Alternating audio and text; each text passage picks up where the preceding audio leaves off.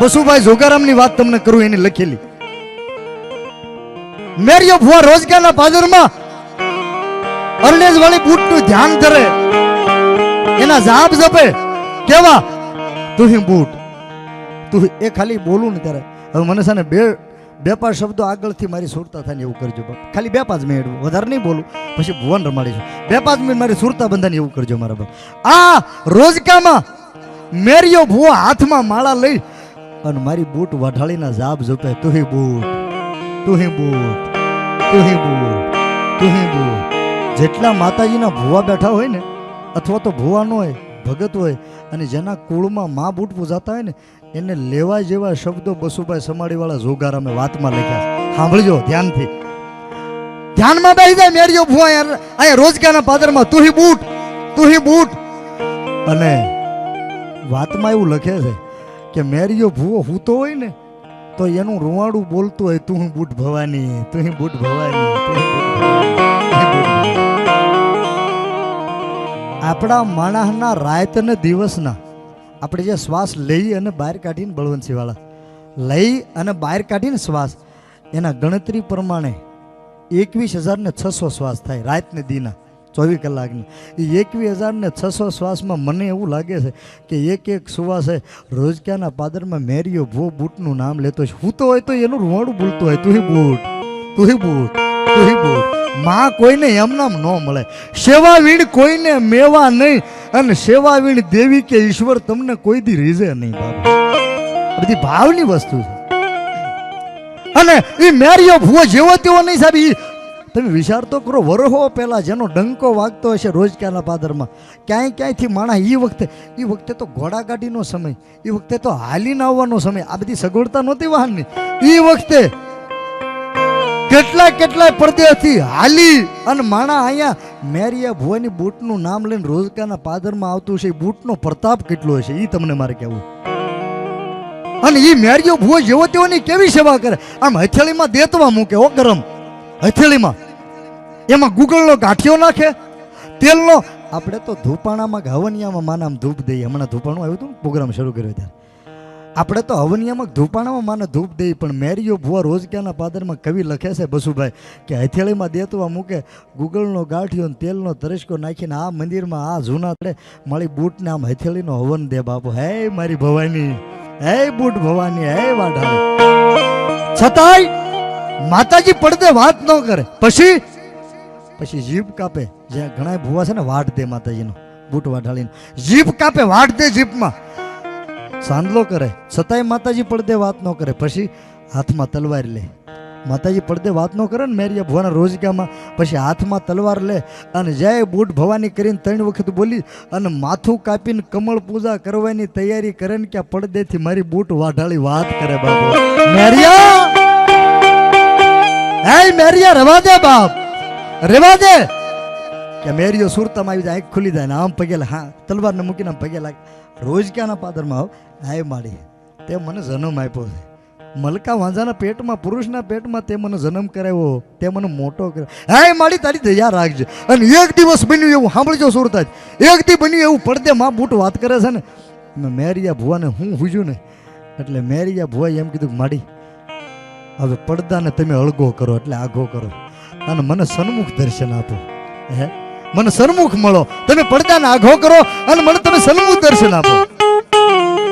એટલે પડદેથી માં બૂટ ભવાની એમ કીધું રોજકાના પાદરમાં આ મંદિરના થડે, હે મેરિયા તારી મારી પડદાની વાત બરાબર છે, મને સન્મુખ આવવાનું રવા દે. કારણ કે ઈશ્વર જેવા જેને ઓળખી શક્યા નહીં અને દેવોએ કીધું રે ગમન. મેરિયા ઈશ્વર જેવા મને નથી ઓળખી શક્યા. દેવ ભાગવત પુરાણમાં પાછું લખ્યું છે બધું.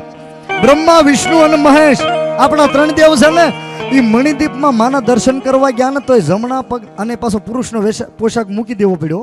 બ્રહ્મા, વિષ્ણુ અને મહેશને પુરુષનો પોશાક મૂકી અને સ્ત્રીના પોશાકમાં મણિદીપમાં જવું પડ્યું માના દર્શન કરવા. અને પાછો જમણા પગના અંગૂઠામાં 14 બ્રહ્માંડના દર્શન કરાવ્યા.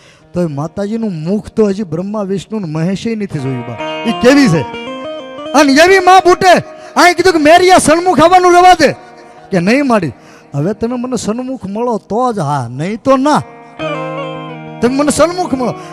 અને મારી બૂટે છેલ્લી વાર કીધું કે મેરિયા રહેવા દે, તારા ચકચુરમાં હું કળજુગ ભાળું છું, તું મને ઓળખી નહીં કે રહેવા દે બાપ, સન્મુખ આવવાનું રહેવા દે, પડદે બરોબર છું કે નહીં માં મને સન્મુખ મળો, તમે હા પાડો તો જ હા. અને તેથી બહુ જીદ કરીને એટલે મારી વાઢાળી બૂટે કીધું કે મેરિયા હજી કહું છું તું મને નહીં ઓળખી ગયો કે નહીં મારી, તે મને મોટો કર્યો, તે મને જન્મ કરાવ્યો, હું તને ન ઓળખું, મને સન્મુખ દર્શન આપ. અને પછી મારી બૂટે પડદેથી એમ કીધું કે હવે મને ઓળખી લેજે, જા સાંભળજો ભૂવા હોય એટલે હવે મને ઓળખી લેજે.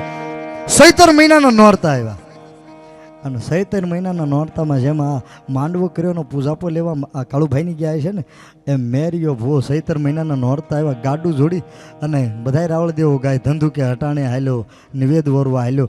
આ રોજ ક્યાંથી ગાડું જોડીને મેરિયો ભૂવો બરોબર ધંધુકામાં હટાણું કરવા માટે હાલી નીકળ્યા બાબો.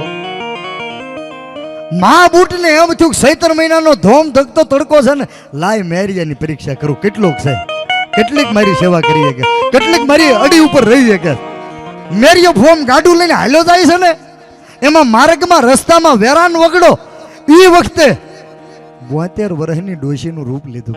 72 વર્ષની ડોશી, હાથમાં લાકડીનો બંડીકો, કાળો પરમેટો ઉઠ્યો છે, સાંદીના સાપરા જેવા ધોળા વાળ થઈ ગયા છે, પગમાં ઈ તડકામાં સૈતર મહિનાના તડકામાં પગરખું નથી પહેર્યું માએ, 72 વર્ષની ડોશીનું ડોકમાં માળા, કાળો પરમેટો ઉઠ્યો અને ધીમે ધીમે ધીમે હાલ્યો જાય ને મેરિયો ગાડું લઈને નીકળ્યો ને એટલે મેરિયા ભુવાનો માર્ગ આંતરી માર્ગમાં વેશમાં ઉભા રહી અને ડોશીના રૂપમાં મા બૂટે એમ કીધું કે હે ભાઈ, હે ગાડા ખેડુ ઉભો રહે ને બાપ. મેરિયાએ બળદની લગામ ખેહી, રાઈસ ખેહી ઉભો રહ્યો, બોલો માડી કે હે મેરિયા, દાસબણું બહુ લાગે, મારા પગ બળે છે, પગરખું નથી પહેર્યું, મેરિયા મને ધંધુકા હુંથી લેતો જા ને તારા ગાડામાં, બાપ મને ધંધુકા હુંથી લેતો જા ને.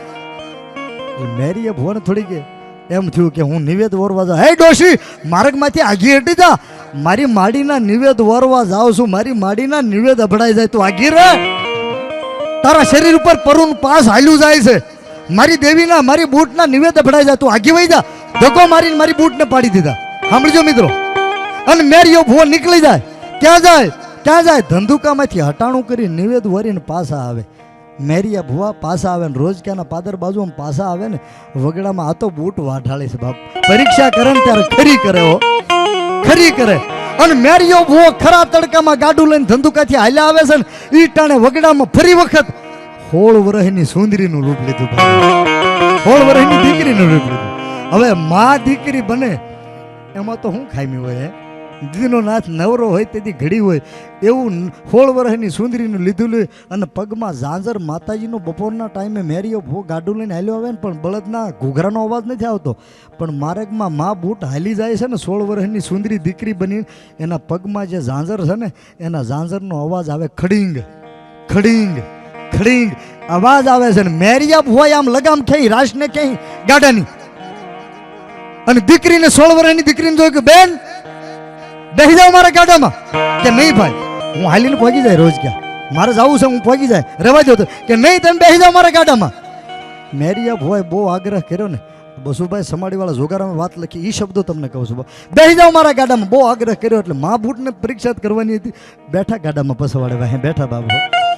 હવે સાંભળજો સાહેબ, જેને મા પડદે વાત કરી હોય એને જો ક્યારેક કબૂતી ફૂસતી હોય તો હું તમે તો માણસ છે બાબુ. હે મેરિયો ભુવો થોડું ગાડું લઈને હાલ્યા ને આગળ એટલે મારી વાઢાળી બૂટ, હે જગદંબા, હે ભેળિયા વાળી, હે મા બૂટ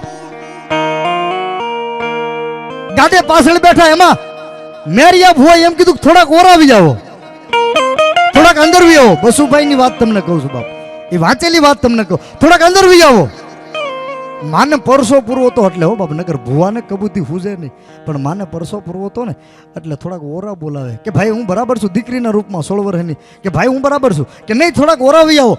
પણ મેરિયાની જેદી એકદી રા માંડલિકની બુદ્ધિ મતી ફરી હતી ને જુનાગઢમાં, એ મેરિયા ભુવાની મતી માએ ફેરવી નાખી અને દીકરીને હાથ એની આંખમાં એના લોચનમાં દીકરીનું રૂપ ન હમાણું, કબૂતી હુજી અને મેરિયો ભુવો ખરાબ નજર કરી, કુદ્રષ્ટિ કરી અને જેમ દીકરીને 16 વર્ષની દીકરીના હાથ અડાડવા જાય ને કે ભાઈ રહેવા દે બાપ, મેરિયો ભુવો જેમ હાથ અડાડવા જાય ને ત્યાં તો લોઢાના દાંત વધાર્યા બાપ, લોઢાના દાંત અને થઈ પ્રગટ, હાથમાં તરહુળ, લોઢાના દાંત, ભેળિયો માથે ઓઢો, સાંજીના કાંબીન કેટલા હાથમાં શોભે અને તરહુળ હતું ને એ મેરિયા ભુવાની છાતીમાં ખોડી દીધું. હાય મેરિયા, મેં તને કીધું તું પડદે બરાબર છે, તું મને સન્મુખ આવવાનું રહેવા દે, તું મને ઓળખીની એક ભૂલ ખાઈ ગયો ને. અને મારી બુટે કીધું મેરિયો માફી, હે માડી હું ભૂલ ખાઈ ગયો, મારી ભૂલ પડી, હું તને ઓળખવામાં ભૂલ કે માડી માફ કરી દે. હે મેરિયા, વચન સુક્યા ઈ નર 84 માં જાય બાબુ, વચન સુકી ગયું હતું.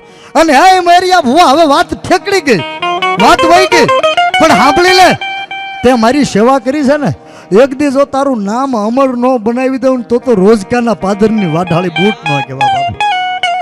ઇતિહાસ જ્યાં સુધી આ સૂરજના સાંધો જ્યાં સુધી રહે ને ત્યાં સુધી રોજકાના પાદરમાં મારું બેહણું રહે અને રોજકામાં મેરિયા ભુવાની બૂટ તરીકે પૂજાશ. અને એ મેરિયા ભુવા કોઈ બૂટના મંદિરે રોજકામાં આવીને ઉછાળું આહુડું પાડીને મને મનમાં કહી દે અને એનું આહુડું જો હેઠે પડવા દઉં ને તો રોજકાના થડાની અરણેજ વાળી વાઢાળી બૂટ નો કહેવા બાબો.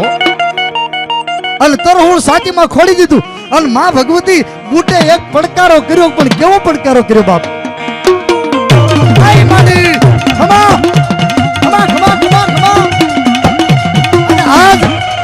કાળુભાઈ બેલાણી પરવાળા વાળાએ મારી બૂટનો હરખથી કુળદેવીનો માંડવો કર્યો અને ભગવો ભેખ રાવળદેવ મારી બૂટને બોલાવે અને કોઈના કુળમાં વારાફરતી ધૂણાવવાનો છું ભુવાને, પણ જેના કુળમાં બૂટ પૂજાતી હોય અને નવરંગા માંડવામાં જો એક હાકલો ન આવે તો રોજકા વાળી બૂટ ન કહેવાય બાપુ. આય માડી ખમા ખમા ખમા ખમા ખમા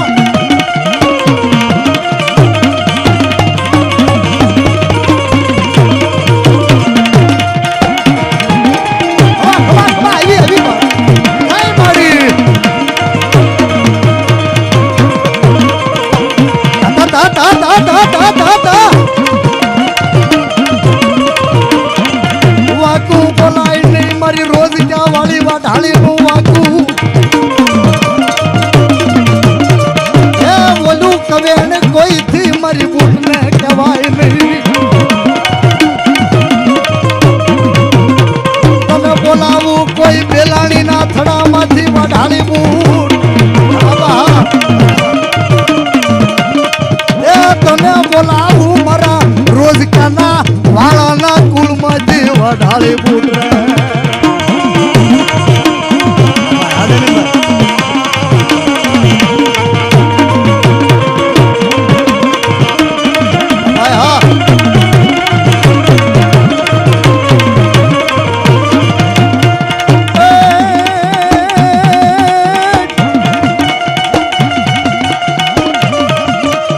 મારી રોજકામાં તારું રહેઠાણ, રોજકામાં તારું રહેઠાણ અને મારી મેરિયા ભુવાના હોહરિયા વાઢની વાઢાળી બૂટ. એ તને બોલાવું